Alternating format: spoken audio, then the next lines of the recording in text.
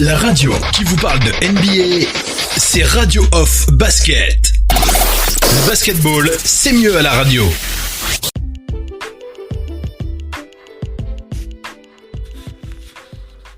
Bienvenue les amis, bienvenue sur le parquet de la Radio Off. C'est le moment d'enchaîner avec cette quotidienne FM NBA avec Oncle Phil Basket. On va donc faire le point sur les matchs de la nuit. On va donc vous présenter les matchs suivants. Le Jazz d'Utah qui a affronté les Spurs de San Antonio cette nuit. Le Thunder d'Oklahoma City face aux Grizzlies de Memphis. Les Kings de Sacramento face aux Nets de Brooklyn. Le Magic d'Orlando face aux Sixers de Philadelphie.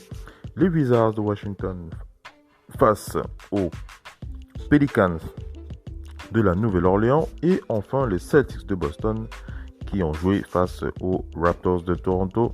Restez bien accrochés, on enchaîne avec les résumés, c'est parti.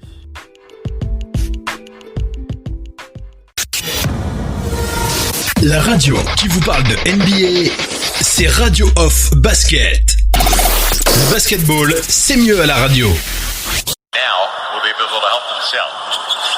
Their net rating's not really up there either. It'll be, you talked about it, Thomas Ish Smith. When he was in New Orleans, we always wanted a double dish of Ish. Back to back, and that was a four. Now they get the switch. It'll be Drew Holiday. Allez les amis, on enchaîne, on est donc dans cette quotidienne FM NBA, c'est le moment de faire le point sur les matchs de la nuit. On commence par les Wizards face aux Pelicans de la Nouvelle-Orléans. On rappelle que victorieux des Wizards 118 à 107, les Pelicans sont désormais à 2 matchs et demi derrière les Grizzlies 8e et 1 match et demi derrière les Blazers de Portland 9e. Pour forcer un play-in, une équipe doit être 9e et à 4 matchs maximum de l'équipe 8e. Zion Williamson mis au repos pour ce match. C'est Drew Holiday qui a retroussé ses manches et a signé une belle ligne statistique de 28 points à 1 sur 16, 3 rebonds et 6 passes pour les Pelicans qui néanmoins ont dû attendre le 3e quart-temps pour prendre clairement le contrôle de ce match. Menés 56-54 à la pause, les Pelicans ont passé un 24 à leurs adversaires dans le 3e quart-temps. Et menaient 91 à 81 avant de jouer les 12 dernières minutes avec 13 points en 20 minutes. Frank Jackson a terminé le match avec un plus-minus de plus 30, mes amis. Plus 30, ça c'est costaud de la part de Frank Jackson. Derek Favors était en double-double avec 12 points et 10 rebonds. Du côté Wizards, qui sont à 0 victoire pour 5 défaites dans la bulle, officiellement éliminé de la course au playoff, Rui Hachimura a signé 23 points, Thomas Bryant 22 points, Troy Brown 20 points et 10 rebonds, Ish Smith était à 18 points et 10 passes. À 51% en première mi-temps, les Wizards, l'équipe dominée a shooté à 25% dans le 3e quart-temps, donc vous l'aurez compris, un match clairement dominé de main de maître par les Pelicans de la Nouvelle-Orléans qui ont dû attendre le 3e quart-temps avec un énorme Drew Holiday. Drew Holiday, 28 points, 11 sur 16, 3 rebonds et 6 passes décisives. La radio qui vous parle de NBA, c'est Radio Off Basket. Le basketball, c'est mieux à la radio. And the teams coming out of the gate a combined 0 for 10 to start this one. Not doing themselves any favor having to play defense that long as Josh answers more shots for the guys with Ben's absence. Opportunities for everybody. Yep. Big Booch in the area can improve that angle and dump it down. Just got to find Al first. He's got to come calling for it. That is exactly what Serena Winters talked about pre-game from France. Let me just tell you something. You don't see... Allez les amis, on enchaîne, vous l'aurez compris, nous sommes du côté de cette rencontre qui a opposé les Sixers de Philadelphie au Magic d'Orlando. Alors on va pas faire de fausses surprises, en tout cas des expectations, des espoirs, non justifiés, puisqu'on le sait, le Magic est très en mauvaise forme, on va dire, en ce moment. C'était l'occasion surtout aussi de voir le Camerounais Joel Embiid et sa nouvelle chaussure. Sa nouvelle chaussure, si vous êtes fan de Joel Embiid et que vous adorez les Under Armour, Joel Embiid qui a donc profité dans la nuit pour sortir donc sa nouvelle paire de chaussures qui sera donc disponible le 18 août 2020 donc sur toutes les plateformes d'achat de chaussures en ligne. On rappelle que vous trouverez aussi sa chaussure sur le parquet de la radio, c'est-à-dire sur le site officiel Radio of Basket. Mais allons plutôt vers ce match. Au lieu de parler de l'inauguration de la chaussure de Joel Embiid, allons plutôt vers ce match qui a opposé donc les Sixers de Philadelphie à cette chère équipe du Magic d'Orlando. On rappelle que Ben Simmons blessé au genou. Les Sixers ont été amenés par les 23 points, 7 sur 18 au tir, mais 0 sur 8 en dehors de la raquette. 13 rebonds, donc 16 points en seconde mi-temps de Joel Embiid. Je l'ai dit, Joel Embiid qui, à l'intérieur, a eu beaucoup de mal à scorer. Il était à 0 sur 8, à l'extérieur, excusez-moi, en tir, tout ce qui concernait les tirs extérieurs. Joel Embiid qui a souffert puisqu'il était à 0 sur 8, mais il a quand même terminé avec 23 points. Il a amené ses coéquipiers vers la victoire. Tobias Harris a bien aidé le Camerounais avec 23 points, 8 sur 21 au tir, 15 rebonds et 4 passes. Tobias Harris a amené 22 points. Alex Burke, en sortie du banc, a amené 21 points et 9 rebonds. Al Horford, a rajouté 21 points dans ce match et 9 rebonds. On rappelle que le Magic a joué sans Aaron Gordon, blessé aux ischio-jambiers, et on rappelle que Jonathan Isaac, lui aussi, est blessé. Donc, sans Aaron Gordon, le Magic a été amené donc par Evan Fournier, Nikola Vucevic, qui ont scoré respectivement 22 points pour le Français, 8 sur 18 au tir, 8 rebonds et 3 passes, et 21 points, 9 sur 18 au tir et 12 rebonds pour Nikola Vucevic. Les Magic qui perd son troisième match d'affilée après avoir démarré par un 2-0 dans la bulle. Le Magic a encaissé 31-22 dans un fatal quatrième quart-temps. Les Sixers menaient déjà 88-86 au milieu de la période de ce match lorsqu'un 3 points de Al Horford est venu lancer un 11-4 en faveur des Sixers, run durant lequel Joel Embiid s'est fendu d'un reverse puissant face à Nikola Vucevic. Domination des Sixers sur le Magic d'Orlando et une défaite encore plus frustrante pour le Magic qui est tout de même officiellement qualifié pour les playoffs. On rappelle que le Magic d'Orlando est qualifié pour les playoffs, mesdames et messieurs, suite à la défaite des Wizards de Washington. Et cette victoire des Sixers qui permet d'enchaîner un troisième succès consécutif, donc 108-101.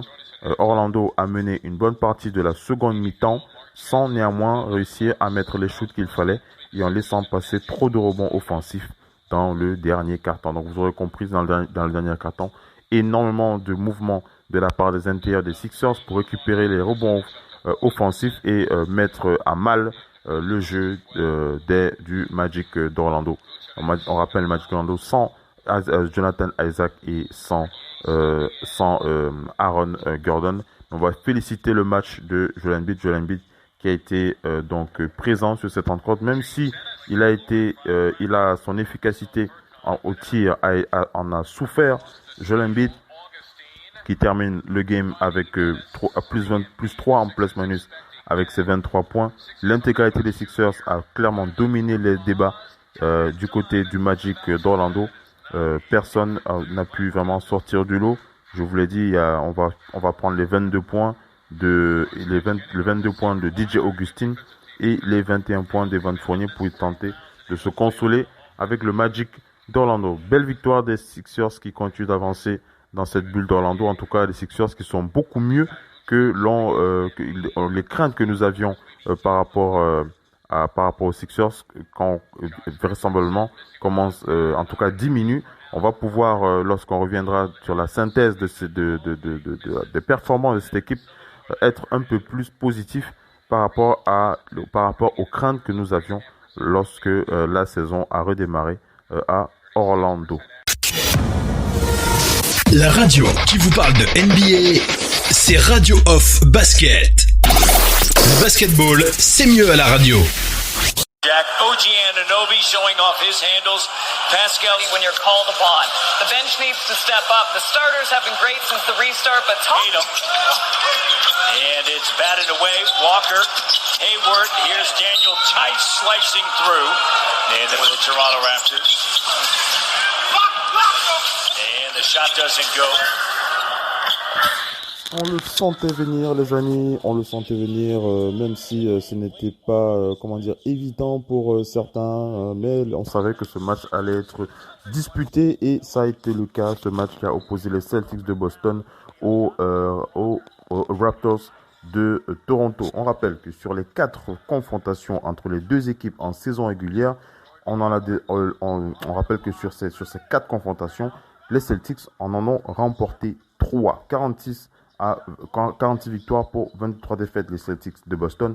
Première équipe donc à battre les Raptors de Toronto dans la bulle.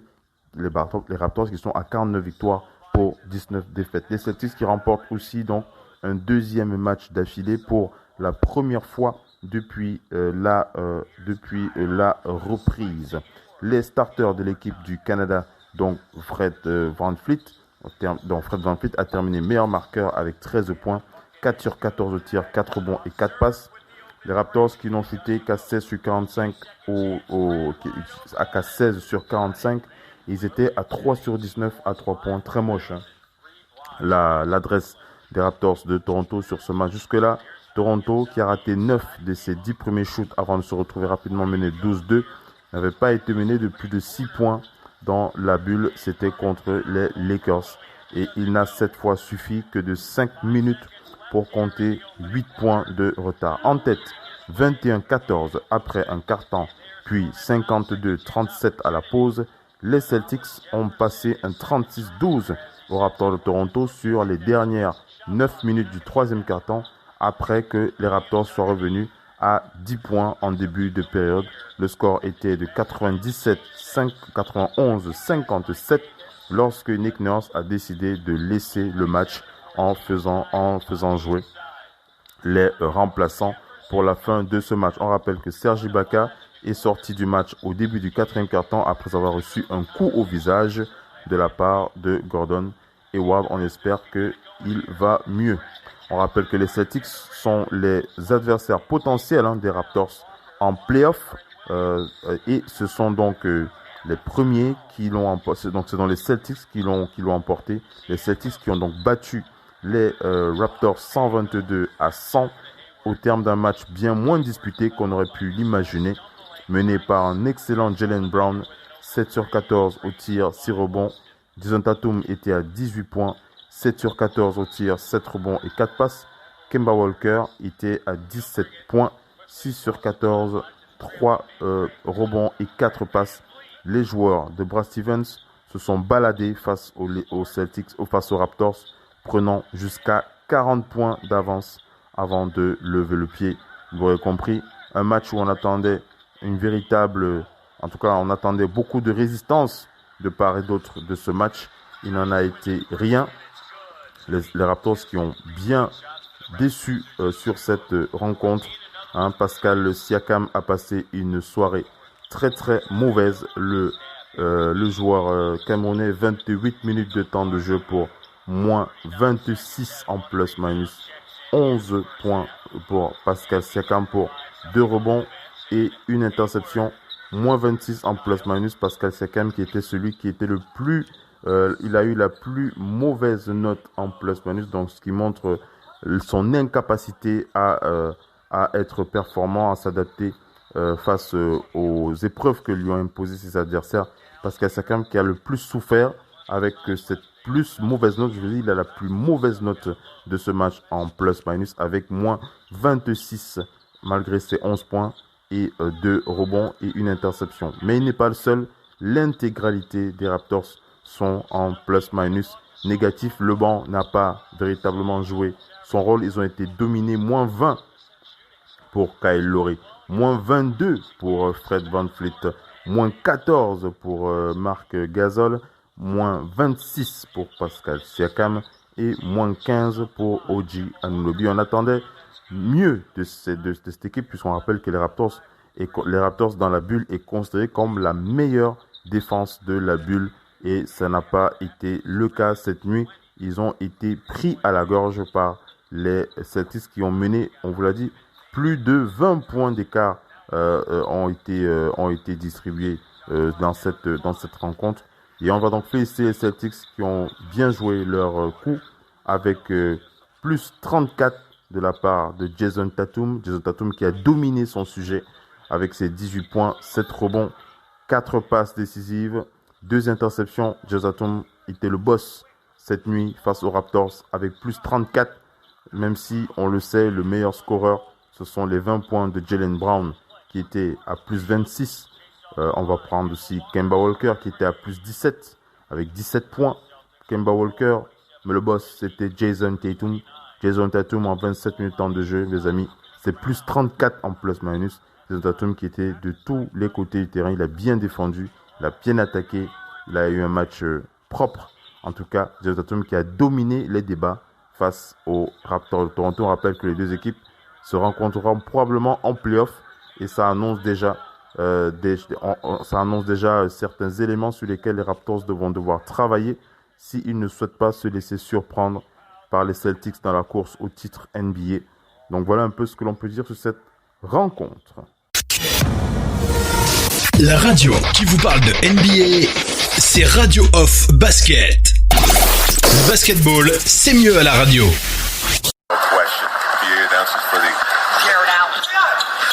Bogdanovich gets it recycled inside by Allen. Harrison Barnes knocks down. They really show variety on that offensive end and their ability to put up points. Temple mid-range. Temple about 21 points a game overall over the course of the regular season. But as you mentioned, he jumped over 20. Allez les amis, on enchaîne avec la suite des résumés des matchs de la nuit. Nous sommes dans la rencontre qui a donc opposé les Nets de Brooklyn aux Kings de Sacramento. Et on va préciser que les Nets ont maîtrisé leur sujet et ils ont décroché leur place en playoff, mesdames et messieurs. Donc face à des Kings assez diminués. On rappelle qu'après un premier quart-temps équilibré qui a vu Sacramento virer en tête grâce à Alex Len et Harrison Barnes, les Nets ont pris le contrôle de la rencontre dans le second quart-temps en mettant en grande difficulté la défense californienne. Le duo Levert-Chiozza a fait très mal aux Kings et a été en grande partie responsable d'un 22-11 qui a permis aux leurs de virer en tête à la pause 63-53. Au retour des vestiaires, sur 2 tirs à 3 points de Joe Harris, l'écart est passé à 16 points, mais les Nets ont connu un passage à vide en attaque avec un seul panier en plus de 3 minutes et les Kings ne se sont pas fait prier pour relancer la rencontre à la faveur d'un 12-0 dans le sillage de Bogey 78-74. Mais les Californiens n'ont pas réussi à revenir à hauteur et ont même mal terminé le quart-temps avec seulement un panier dans les 2 dernières minutes de cette période, ce qui a permis aux Nets de se redonner de l'air avec un 8-2 grâce au tir à 3 points de Gerard Levert, 93-82 et Timothée Luau Cabarrot. Les Nets ont continué ce run et c'est devenu un 14-2 pour faire passer l'écart à 15 points. À partir de là, les hommes de Luke Walton ont sombré et l'écart a culminé jusqu'à 23 points. Belle victoire des Nets, les Nets qui sont donc qualifiés pour les playoffs pour la seconde année consécutive en dominant les Kings 119-106. Ils sont désormais hors de portée des Wizards en vue d'un barrage. Désormais, ils vont lutter avec le Magic pour éviter les Bucks au premier tour. Pour les Kings, cette défaite était presque synonyme d'élimination puisqu'ils sont à 3,5 matchs de Memphis et 2,5 matchs de Portland. Si ces derniers gagnent leur prochain match, il en sera terminé des espoirs des Kings, mais l'essentiel est ailleurs. On va féliciter les Nets de Brooklyn pour cette qualification en playoff puisqu'on le savait, on savait que leur match dans la bulle allait être très très compliqué avec l'absence de leurs joueurs clés. La radio qui vous parle de NBA, c'est Radio Off Basket. Le basketball, c'est mieux à la radio. Brett Barnaky is 10th on NBA TV as well. Gilgeous Alexander works baseline. Noel sends it and scores. He does so well. He gets a foot in the paint almost every time down the floor. The Grizzlies, especially Dylan Brooks, got to do a good job of trying to keep him out. Is difference for Valanciunas with Nerlens Noel. Got to do a lot more good pass and finish inside Valanciunas. The plotting style and strength of Steven Adams. Noel, a good shot blocker. Chris Paul. Interesting of allowing 100 or more. They held Oklahoma City to 97 in a 110-97 win. On enchaîne les amis, on va du côté de la rencontre qui a opposé les Grizzlies de Memphis au Thunder d'Oklahoma City. Un gros match de la part de Ja Morant face à Chris Paul. On va vous raconter ça. On rappelle que ce match Oklahoma City l'avait pourtant bien démarré avec un gros premier quart-temps sous l'impulsion de Chris Paul et Dort 11 points en premier quart-temps de la part de joueurs. Une grosse adresse extérieure et en profitant des ballons perdus des Grizzlies, Oklahoma City avait passé un très gros run, un 28-10 alors que le score était de 9 partout pour s'envoler 37 à 19. Oklahoma City était donc devant les Grizzlies. ont laissé passer l'orage et Allen et Gorgui Dieng ont limité la casse à 3 points pour réduire le retard à 12 points, 37-25. Le reste du match a été à sens unique. Les Grizzlies ont mis plus d'intensité et sous l'impulsion de Tolliver en réussite de loin et Valanciunas, les Grizzlies ont continué leur run en second quart-temps. Ils ont démarré par un 23 pour prendre la tête à 45-40 face à un Thunder incapable de trouver des solutions. Les Grizzlies n'ont plus jamais regardé derrière et ont mené à partir de là, même si Oklahoma City s'est accroché et que les débats ont été équilibrés en cette fin de première mi-temps. Les 4 dernières secondes de la première mi-temps ont été un peu folles avec un tir à 3 points de Gallinari, une interception de Chris Paul qui a scoré au buzzer de loin pour un 6-0, 63-60 pour les Grizzlies de Memphis. Au retour des vestiaires, les Grizzlies ont repris leur marge en avant avec les 6 premiers points signés Jonas Valanciunas pour initier un 11-4 conclu avec un 3 points de Ja Morant, 74-64. Oklahoma City, très maladroit, a connu un très mauvais quart limité à 18 points. Les Grizzlies ont fait parler leur collectif et se sont détachés avec notamment 2 tirs à 3 points de Grayson Allen pour notamment donner un 12-2 qui a permis aux Grizzlies de virer en tête après 3 quarts-temps, 95-78.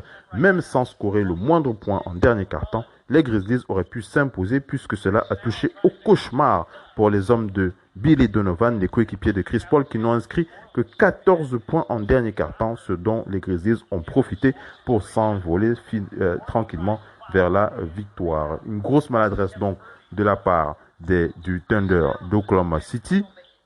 Et enfin, on peut dire qu'après 4 défaites depuis le début de la reprise de la saison, les Grizzlies ont enfin débloqué leur compteur avec cette victoire. On rappelle qu'ils ont dominé le Thunder sur un score de 121-92. Le Thunder a inscrit plus de points en premier quart-temps qu'en seconde mi-temps. Ce succès leur donne donc un peu d'air sur les Blazers de Portland puisqu'ils ont un bilan de 33 victoires pour 37 défaites et désormais à un match d'avance sur Portland et 2 matchs sur San Antonio. Ils ont fait parler leur collectif, comme je l'ai dit, avec 6 joueurs avec au moins 11 points, dont un excellent Dillon Brooks, 22 points, Ja Morant, 19 points, 9 passes, Jonas Valanciunas, 19 points. Le banc a été très précieux avec 12 points pour Brandon Clark et Gorgui Dieng, qui était à 12 points pour Brandon Clark et Gorgui Dieng, 11 points pour Grayson Allen. L'équipe a shooté avec un excellent 55%, donc 11 sur 31 à 3 points, ce qui a compensé leurs 19 ballons perdus quand même. En face, Oklahoma City a connu un calvaire sur le plan offensif avec 35% au tir, donc 14 sur 43 à 3 points. Chris Paul était le meilleur marqueur du Thunder avec 17 points, 5 passes et 4 interceptions. Mais Shai Gilgeous-Alexander a signé seulement 10 points et Danilo Gallinari a signé 12 points avec 5 sur 10 au tir. Vous l'aurez compris, un match mené de main qui est maîtrisé par le Thunder d'Oklahoma City et une maladresse au shoot qui a pénalisé le jeu du Thunder. Un jeu mené de main de maître par les Grizzlies de Memphis et une adresse pénalisante du côté du Thunder qui a donc laissé filer la victoire aux mains de Ja Morant et les Grizzlies de Memphis. La radio qui vous parle de NBA, c'est Radio Off Basket. Le basketball, c'est mieux à la radio.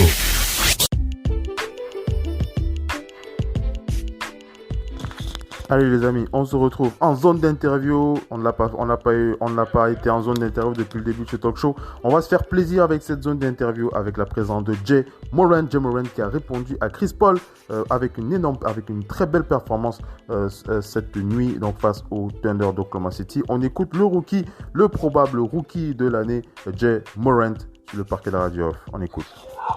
Yeah, John, can you hear me okay? Okay. All right, if you're ready, we'll go ahead and open up the questions. I'm ready. All right. We'll start with Parker Fleming. Hey, Jaws. So, big win. Happy birthday to your daughter. What would you say was the biggest adjustments that y'all made in today's game?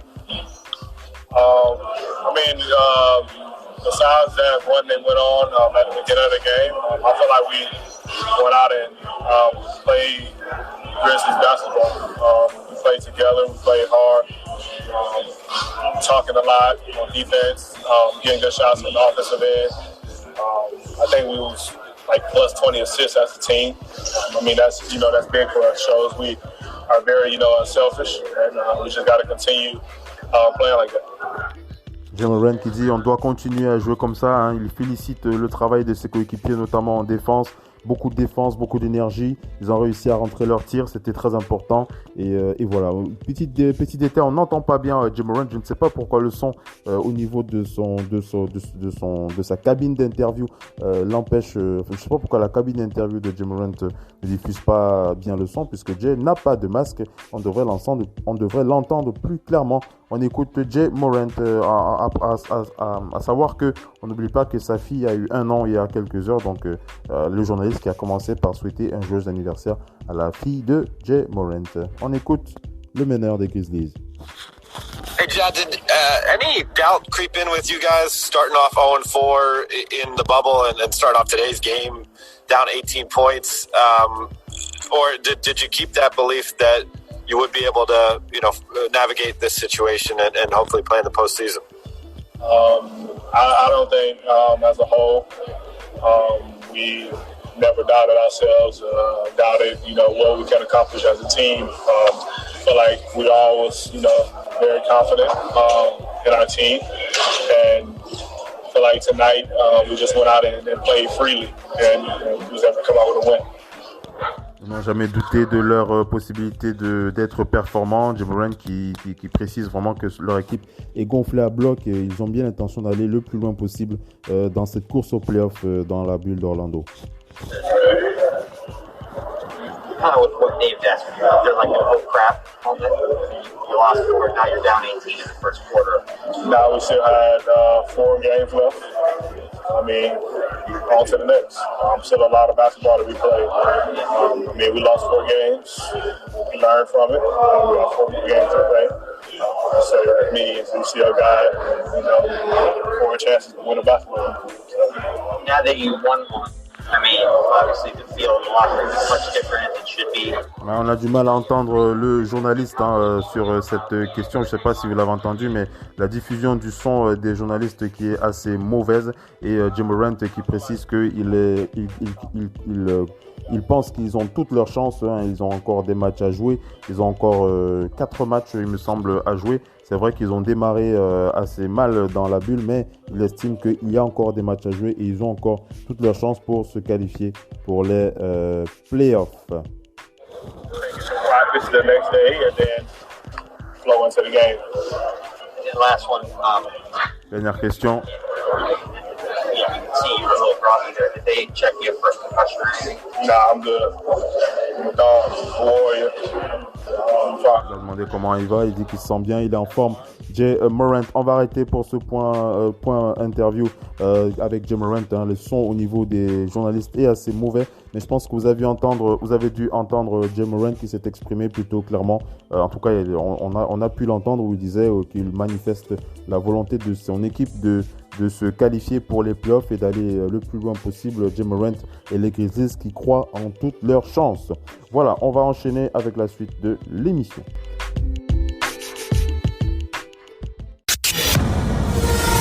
La radio qui vous parle de NBA, c'est Radio Off Basket. Le basketball, c'est mieux à la radio.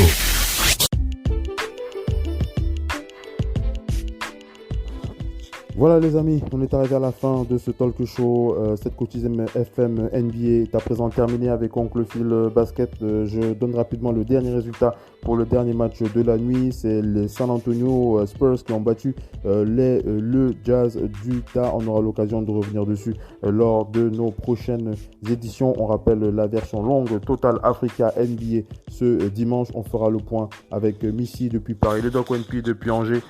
Et on n'oublie pas Mike Laviole, nouveau partenaire Radio Hall of Fame Basket basé au Canada, le journaliste spécialisé Toronto Raptors pour l'Express Canada qui sera donc avec nous pour commenter l'actualité africaine en NBA et aussi faire le point sur les matchs, comment est-ce que se sont comportées ces équipes cette saison. On va faire le point dans Total Africa NBA, ce sera ce dimanche dans le podcast de fin de semaine. On termine donc avec ce match, le Thunder d'Oklahoma City qui perd face à Jay Durant et les Grizzlies de Memphis. Chris Paul qui abdique, qui laisse ce match filer. Une grosse maladresse au tir pour le Thunder d'Oklahoma City et une grosse performance en attaque des Grizzlies de Memphis qui gagnent un score de 121-92.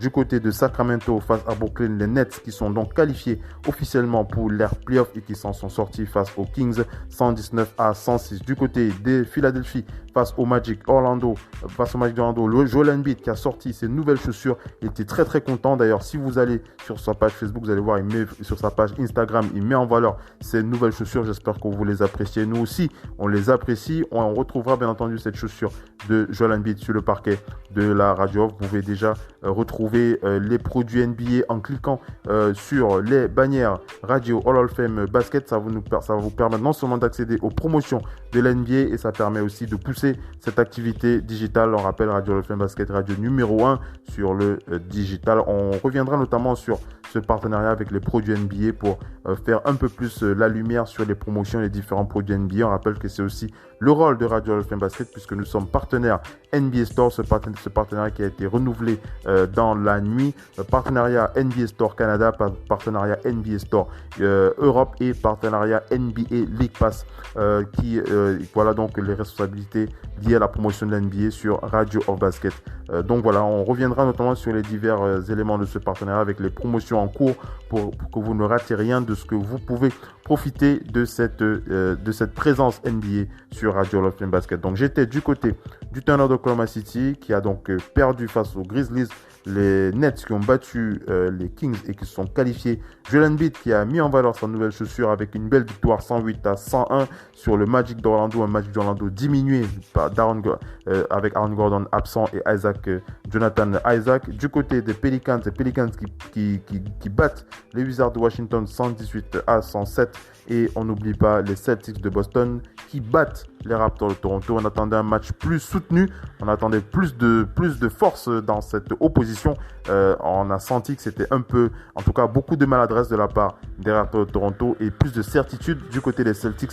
Victoire 122-100 sur le parquet d'Orlando. On n'oublie pas l'après-match, l'analyse justement de cet après-match, puisqu'on a la chance, cette chance et ce plaisir d'avoir ce partenariat avec Mike Laviole, spécialiste NBA pour les Raptors de Toronto pour l'Express Canada, qui va donc diffuser son podcast, vous retrouverez son podcast l'après-match Toronto contre les Celtics, disponible sur les ondes de Radio Hall of Fame Basket. Juste après ce talk show, vous aurez la possibilité de l'écouter et rentrer en détail sur les clés de cette rencontre qui a donc donné la victoire aux Celtics face aux Raptors de Toronto. C'est donc la fin de cette quotidienne avec Oncle Phil Basket. Je vous remercie d'avoir été connecté et je vous invite bien entendu à rester connecté et de suivre les autres talk shows sur le parquet de la Radio Off. Merci à tous. Passez un bon week-end. Ciao, bye bye.